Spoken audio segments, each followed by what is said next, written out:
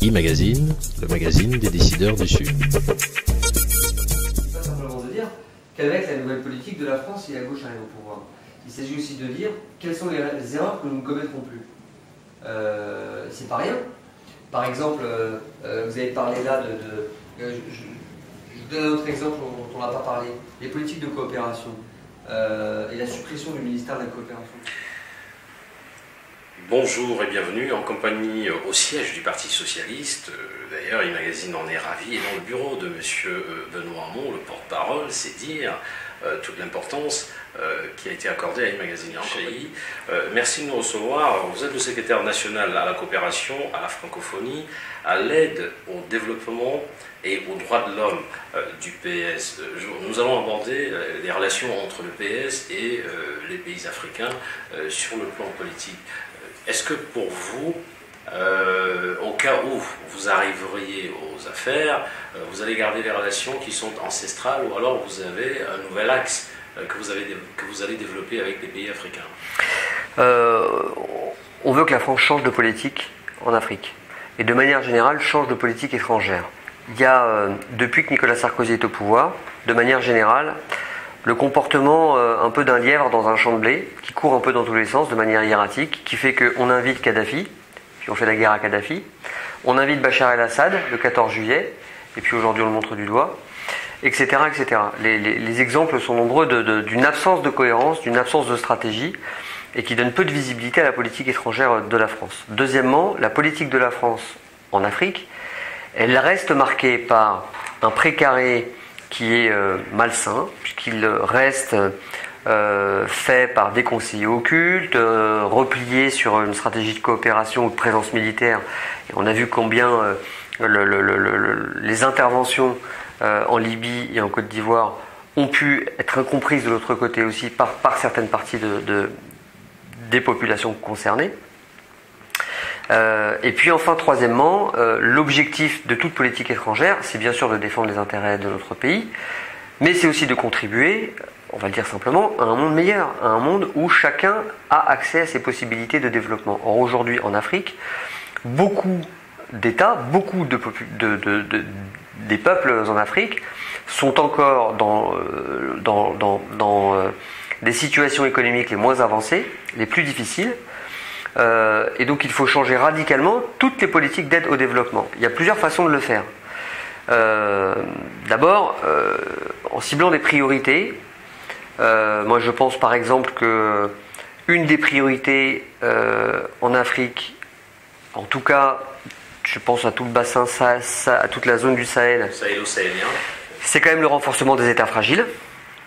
Parce qu'on peut raconter tout ce qu'on veut, mais quand il n'y a pas d'État susceptible de maîtriser la démographie, de territorialiser son action, de veiller à ce qu'il y ait sur l'ensemble du territoire à la fois des productions agricoles, un schéma de développement industriel et surtout des services publics territorialisés, l'hôpital, l'école, etc., etc.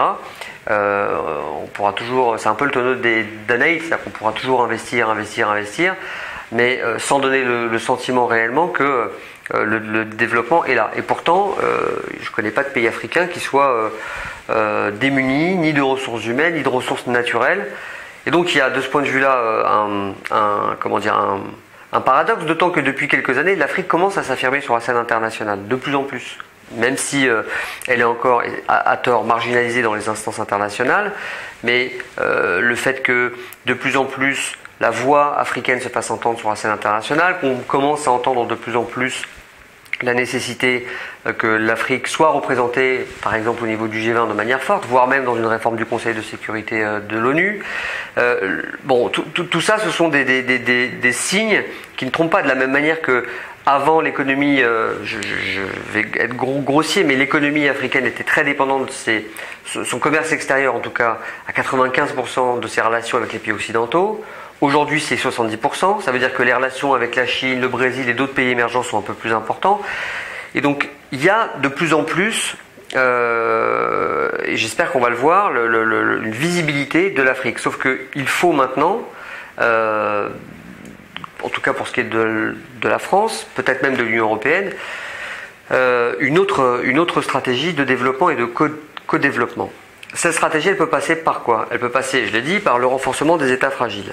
Elle peut passer par la création d'outils comme une banque euro-méditerranéenne d'investissement, co-gérée par les pays riverains de la Méditerranée, si c'était la seule Méditerranée qui était concernée, ou plus largement si c'était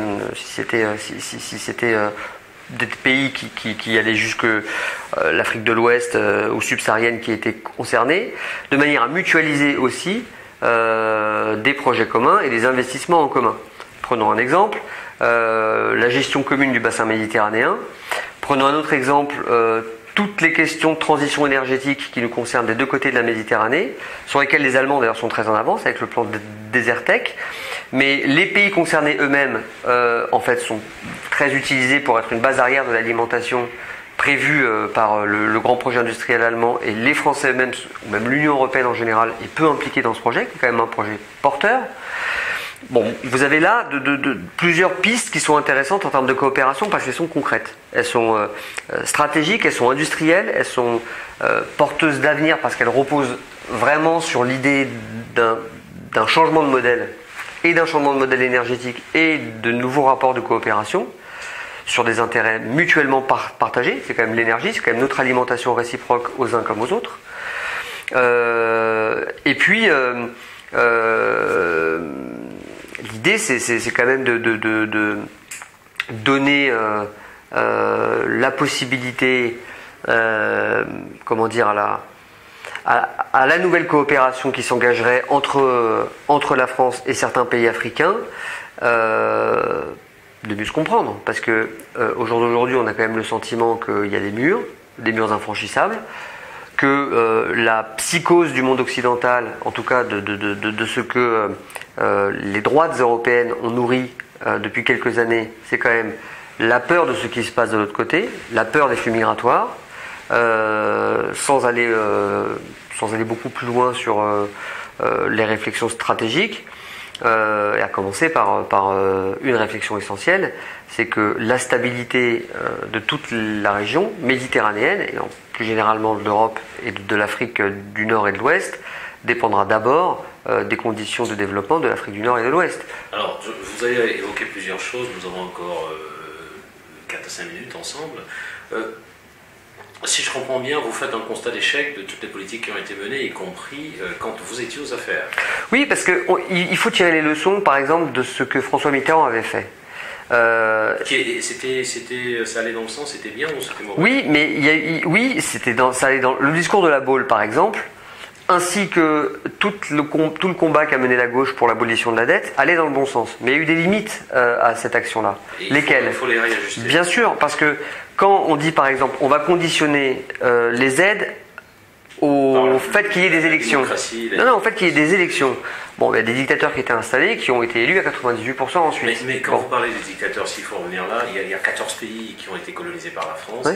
et de ce fait, les présidents ont été installés. Oui. Comment expliquez-vous que ces présidents aient été installés par des politiques français de cette époque-là, et que plus tard, ils considèrent que ce soit des dictateurs, quand on sait que c'est par là qu'on a mis en place la fameuse France-Afrique?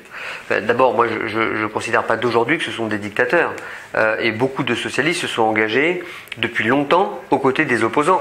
Il y a un exemple très, très intéressant. Gbagbo, dans les années 70, il était opposant à Houphouët, et personne ne pouvait supposer que 30 ans après, il contesterait le principe même d'élection et donc sa propre défaite. À l'époque, je vous rappelle, le Parti socialiste était engagé à ses côtés parce qu'il était opposant contre un régime qui, quelle que soit son importance historique, Houphouët-Boigny n'était pas n'importe qui, posait quand même des limites dans l'expression, l'exercice démocratique. Vous approuvez grosso modo ce qui s'est passé en Côte d'Ivoire? Enfin, vous, représentant du Parti Socialiste, ce qui s'est passé en Côte d'Ivoire, fallait-il faire partir Gbagbo par les armes ou il fallait une négociation politique? Les deux, mon capitaine. Le problème, c'est que la négociation s'est retrouvée dans l'impasse. À partir du moment où l'Union africaine elle-même constate des résultats et que Laurent Gbagbo, qui jusque-là, comme Ouattara, s'était inscrit dans, quels que soient les retards, les arrière-pensées, s'était inscrit dans le jeu électoral. Il fallait faire partir coûte que coûte, vaille que vaille, s'il faut le dire. En tout cas, il fallait vite remettre la démocratie sur pied. Vous avez l'impression qu'aujourd'hui en Côte d'Ivoire, la démocratie a été remise sur pied? Je ne sais pas, ça va dépendre du peuple ivoirien d'abord et avant tout. C'est pas les Français, certainement pas les Français, encore moins je ne sais quelle communauté internationale qui va devoir décider à la place des Ivoiriens eux-mêmes. Dans cette affaire-là, il y avait quand même une guerre civile lourde qui a amené pour le coup à la fois l'ONU et l'Union africaine, et c'est pas rien, à prendre des positions. On peut les contester, et quand on est mis en cause par l'ONU ou par l'Union africaine, forcément on les conteste, mais enfin, qui ont amené à des mandats internationaux pour, en gros, faire en sorte que la légalité des élections reconnues par ces instances internationales puisse tout de suite se traduire dans les faits par l'exercice d'un nouveau pouvoir civil que Ouattara incarnait. Mais je ne sais pas si ça va maintenant, si la Côte d'Ivoire va sortir de l'ornière. Il faut lui souhaiter, il faudra l'aider par des investissements, par des politiques de coopération, mais c'est d'abord au pouvoir civil ivoirien lui-même de faire la démonstration de son intégrité, de sa volonté de porter son peuple vers le développement, de créer, bref, les conditions d'un développement de son propre pays. Il y a une question d'ordre économique. 14 pays ont pour monnaie le franc CFA, qui lui-même est une sous-monnaie de l'ancien franc français. Ça veut dire que ce sont des pays qui, pour échanger à l'extérieur, sont obligés de garantir au niveau des comptes des opérations français. Est-ce que vous croyez que de ce fait on peut parler de pays autonome ou de pays indépendant? Non, je pense que... Donc si vous arrivez aux affaires, vous arrêtez le principe du compte des opérations qui lie la France et ces 14 pays-là. Oui, mais je vous rappelle que c'est d'abord aux 14 pays, et plus particulièrement à ceux de la zone CFA, d'accélérer, ou en tout cas de mettre en place un processus d'intégration régionale et d'intégration économique, pour reconquérir leur souveraineté. En Afrique de l'Ouest, ce sont des faits. Il y avait 4 zones économiques, quatre zones économiques en Afrique. Avec ce qui se passe en Libye, il y a forcément une qui va sauter. Je repose la question, est-ce que du fait de savoir que 14 pays, parce que quand on parle de l'aide publique au développement, on oublie souvent de dire que 14 pays n'ont pas de monnaie, ils ont une monnaie qui n'est pas la leur, en quelque sorte. Est-ce que c'est quelque chose que vous voulez arrêter pour que ces pays soient véritablement autonomes? Je vous ai dit oui, maintenant je ne peux pas vous répondre sur la modalité, mais je vais être très clair parce que vous me posez une question très précise. Il n'y a pas de développement possible lorsqu'on n'a pas de souveraineté monétaire. Alors aujourd'hui, vous avez raison de le dire, la souveraineté monétaire de beaucoup de pays de l'Afrique de l'Ouest, qui dépendent du franc CFA, je parle de cela parce que c'est ce que je connais le mieux, se retrouve forcément pénalisée puisqu'elle est dans une sorte de, pas de parité, mais enfin elle est raccrochée de manière arbitraire, presque administrative, à une monnaie qui ne correspond pas à leur économie. Bon, donc la reconquête de la souveraineté monétaire d'un pays, c'est essentiel. On n'est pas réellement indépendant, on n'est pas réellement souverain lorsque vous ne maîtrisez pas votre propre monnaie. C'est l'histoire de tous les peuples, c'est l'histoire de toutes les nations. Donc, il n'y a aucun doute sur le fait que l'indépendance réelle, économique, j'entends, de n'importe quel pays dépend aussi, j'allais dire d'abord, en tout cas pas seulement, mais aussi du degré d'indépendance monétaire qu'elle acquiert. Il faut pouvoir lever l'impôt avec une monnaie qui correspond à l'économie réelle, dans un pays où on frappe monnaie, enfin bon, tout ce qui fait que vous êtes réellement indépendant. Mais ce n'est pas le seul sujet, il est très important et je pense que c'est d'abord aux chefs d'État et de gouvernement des pays concernés de poser la question et beaucoup d'économistes africains de plus en plus. Au Parti Socialiste, vous avez envie de les y accompagner? Bien sûr. Que cette question soit posée bien sûr. De façon définie. Bon, si vous arrivez aux affaires, on va considérer que la remise en cause de ce lien... Ce sera l'agenda. Oui, ça sera dans l'agenda. Ce sera l'agenda parce que il n'y a rien de pire que de faire dans l'autre sens ce qu'on a reproché pendant longtemps à la France, c'est-à-dire de décider unilatéralement, par la France elle-même, ce qui est bon ou pas bon pour les Africains. Ça, c'est détestable. Mais le fait que, et je compte bien, en tout cas, je pense que ça arrivera, que des gouvernements posent cette question-là. Prenez ce qui s'est passé en Amérique latine. Prenez l'exemple de l'Union européenne. L'intégration régionale, l'intégration économique se fait pas simplement par des zones de libre-échange. Pas simplement par des zones de libre circulation des personnes. Ça se fait aussi parce qu'il y a des référents monétaires communs, soit une monnaie unique, soit une monnaie commune, mais qui est partagée, que les pays se sont appropriés. Bon, ce qui n'est effectivement pas le cas, vous l'avez soulevé. Donc cette question monétaire, il faudra la revoir. Mais de la même manière qu'il faudra revoir aussi beaucoup d'autres choses, puisqu'on parle de la relation entre la France et certains pays africains. C'est aussi la relation culturelle. Elle a quand même... on ne peut pas dire que on ait fait beaucoup d'efforts pour développer, là je parle du point de vue français, les centres culturels, les alliances françaises, les allers et retours et les échanges, y compris en termes de mobilité, et donc ça pose la question de l'immigration entre certains pays du Sud et la France. On a au contraire fermé, on s'est mis dans une ornière qui était uniquement sécuritaire, ce qui nous amène à des absurdités. Vous avez vu des artistes qui sont même empêchés de venir tout simplement exposer en France parce qu'ils n'ont pas leur visa. Enfin bref, il faut revoir aussi cette... Donc vous dites en ce moment, le gouvernement actuel est dans le tout sécuritaire, tout ça il faut casser ces bastions. Oui, en tout cas on ne peut pas avancer si on est simplement avec des ornières, la peur au ventre, et qu'on donne le sentiment que quand on a des relations avec les pays de l'autre côté, c'est simplement l'arme au poing et le fusil à l'épaule. Enfin, c'est quelque chose qui ne va pas dans l'image que l'on donne. Alors quand vous regardez aujourd'hui, il y a eu la Côte d'Ivoire, il y a la Libye, il y a eu la Tunisie et il y a l'Égypte. Est-ce que vous avez l'impression que tout ça, on rappelle le président de la République actuel est président du G8 et du G20, et en tant que président du G20, un certain nombre d'opérations militaires ont été menées. Est-ce que vous avez l'impression que, au final, tout ça va générer un véritable sentiment anti-français? Je ne sais pas, j'espère pas. Je pense que beaucoup vont considérer, j'espère, que la responsabilité politique de ce qui a été engagé est d'abord celle de Nicolas Sarkozy et d'une majorité, c'est-à-dire d'une vision politique à un moment, et non pas de la France en tant que telle. De toute façon, à partir de 2012, il faudra bien, que ce soit d'ailleurs pour la Côte d'Ivoire comme pour la Libye, parce que c'est devant nous là maintenant, plutôt se concentrer, essentiellement et même uniquement se consacrer sur l'aide au développement et à la reconstruction.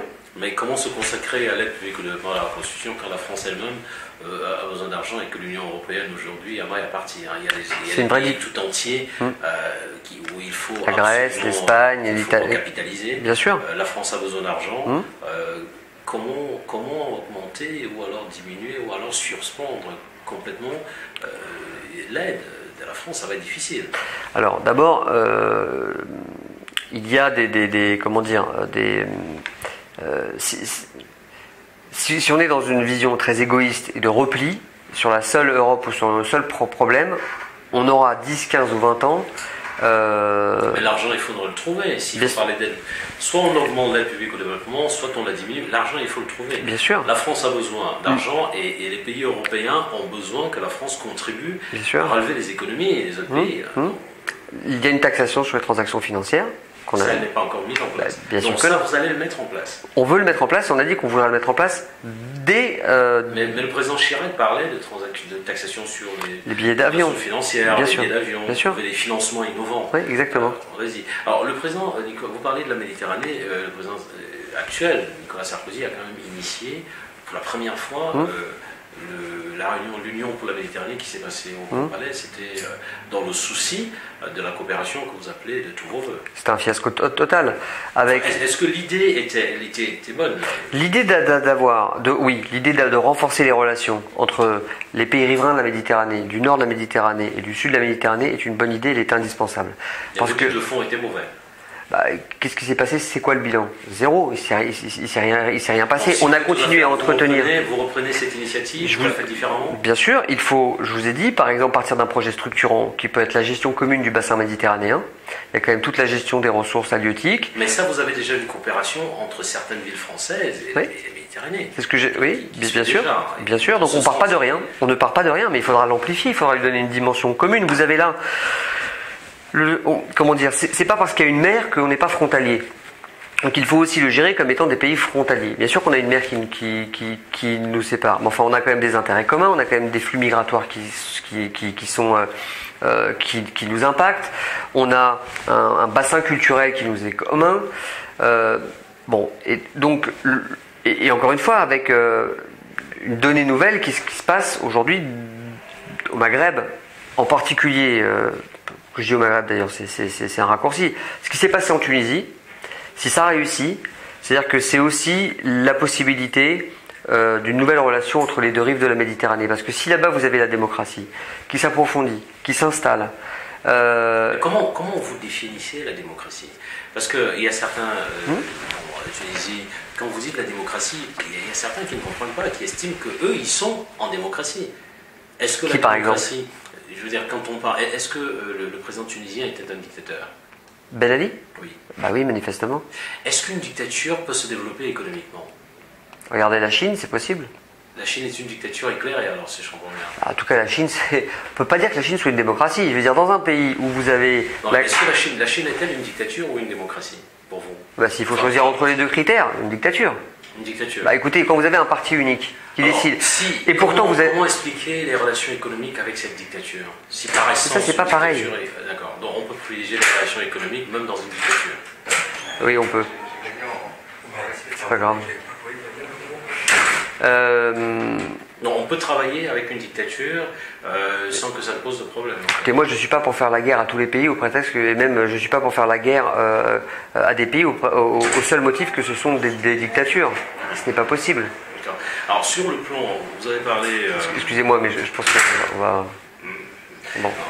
Encore une question. Non, mais moi je suis pas gêné, simplement. Plus que là, vous êtes en film, d'accord. Je suis en train de vous pourrir l'interview là. Une question. Vous parlez tout à l'heure de murs infranchissables. Au Parti socialiste, comment considérez-vous les murs que vous voulez briser, les 100 premiers jours, au cas où vous êtes aux affaires, avec les pays africains et l'Afrique centrale, l'Afrique francophone en particulier, les 100 premiers jours de l'exercice de votre pouvoir? Non, mais ça c'est une question, on va dire, seule la candidate ou le candidat pourra répondre à cette question. Et vous avez une idée? Sur les 100 premiers jours, c'est compliqué de vous répondre là, parce qu'il y aura besoin de gestes symboliques forts, la question de la première visite, la question du premier discours, la question des premières mesures. Moi, ce que je peux vous dire, c'est les orientations qu'on veut mettre en place. Vous avez parlé de la francophonie, un passeport culturel de la francophonie, un Erasmus francophone. Voilà, ne serait-ce que 2 mesures importantes pour relancer des politiques de coopération culturelle. Je vous ai parlé tout à l'heure de l'aide au développement. Augmenter le budget de l'aide au développement. C'est pas facile, vous avez raison, dans un contexte de crise économique. Mais on peut très bien, même à budget constant, sur les 9 milliards en gros affichés aujourd'hui d'aide au développement, considérer que on peut augmenter à budget constant les investissements directs. Il faut savoir que les dons aujourd'hui de la politique d'aide au développement et de coopération française ne sont que de 200 millions d'euros, c'est-à-dire rien du tout. On peut les pousser à 1 milliard. On peut considérer que même dans un contexte de difficulté budgétaire, en maintenant le budget de l'aide au développement à 9 milliards, on peut passer à l'intérieur de ces 9 milliards de 200 millions à 1 milliard pour être dans une politique d'investissement direct. Ensuite, on peut très bien imaginer qu'il y ait des priorités dans les politiques de coopération qu'on met en place. D'abord en reconnaissant beaucoup plus la place des sociétés civiles, des ONG. En encourageant, vous en avez parlé, les coopérations décentralisées. Et pour ce qui est de la politique directe de l'État français, du gouvernement français, on peut quand même considérer que la politique d'aide à la relocalisation des productions agricoles, donc aux souverainetés alimentaires, qui est quand même pas un petit sujet quand on se rappelle des émeutes de la faim. Les grandes politiques de santé publique, qui peuvent aussi passer par nos contributions dans les grands programmes multilatéraux. Mais aussi toutes les politiques d'éducation. Par exemple, le nouveau pouvoir nigérien veut se lancer maintenant dans un grand projet d'alphabétisation et de scolarisation obligatoire, mixte pour les filles comme pour les garçons, de 0 à 16 ans. Comment on peut les aider? Voilà concrètement ce genre de sujets qui nous sont posés et qui devront rapidement être rendus visibles par un gouvernement de gauche. Un gouvernement de gauche, c'est un gouvernement progressiste. C'est pas un gouvernement qui est là que pour se replier sur des intérêts cyniques de diplomatie et de politique étrangère. Il faudra défendre les intérêts de notre pays, c'est normal, mais je pense moi qu'on ne les défend qu'en favorisant la paix, qu'en favorisant les échanges, qu'en arrêtant de stigmatiser des populations comme on le fait depuis longtemps. Il suffit quand même de se rappeler du discours de Nicolas Sarkozy à Dakar sur l'homme africain qui n'est pas rentré dans l'histoire, qui résume beaucoup de choses dans la vision qu'il a du continent africain. Il suffit de se rappeler du cynisme qui était le sien dans ses rapports avec Bachar el-Assad et avec Kadhafi, qu'il avait quand même accueilli l'un et l'autre en grande pompe à Paris. Donc il faut rompre avec ce cynisme-là. Donc du point de vue de la politique étrangère, de la diplomatie, bien sûr que vous discutez avec tous les régimes. Vous êtes dans une enceinte internationale où tous les États ont une légitimité au sein de l'ONU. Ils ont tous une voix, ils ont tous un siège. Bon. La question c'est comment on pousse à la démocratie. Je ne crois pas qu'on le pousse en faisant la guerre. Je pense que les démocraties se conquièrent de l'intérieur. Les Tunisiens l'ont montré eux-mêmes. Et l'exemple afghan nous montre que quand on essaye de faire des guerres pour exporter la démocratie, ça ne marche pas. En revanche, on peut conditionner les aides à un certain nombre de critères sociaux, environnementaux, démocratiques, pour favoriser, pour encourager, ce que d'ailleurs l'Union européenne fait à certains égards dans sa relation avec certains pays africains. Et puis il faudra créer des outils. J'ai parlé tout à l'heure d'une banque européenne d'investissement et de co-développement.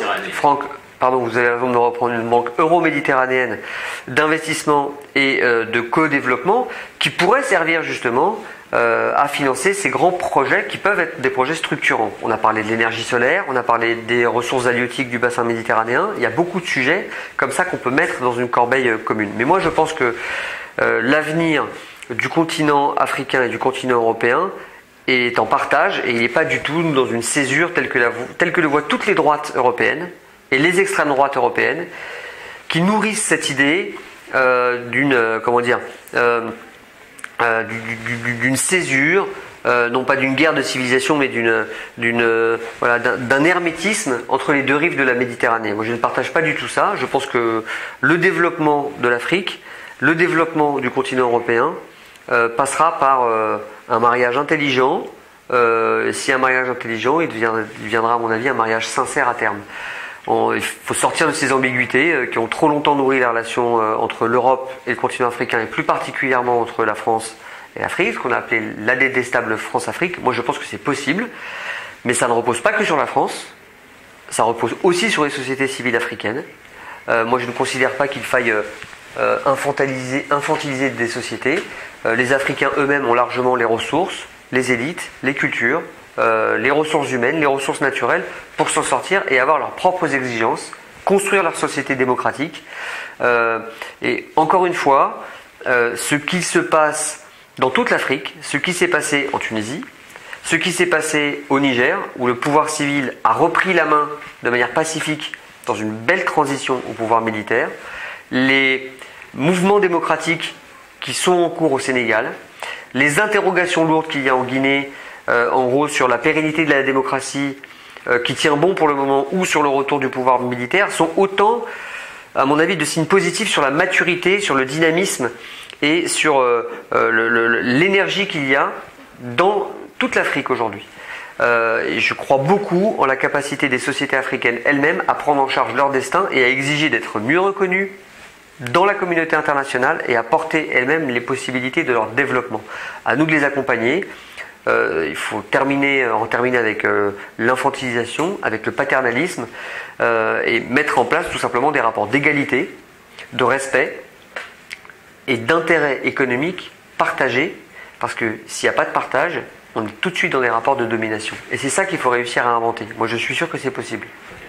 Monsieur Amir Chahi, merci mille fois de nous avoir reçus. À très bientôt et avec plaisir. Bon vent pour la suite. Merci. E-Magazine, le magazine des décideurs du Sud.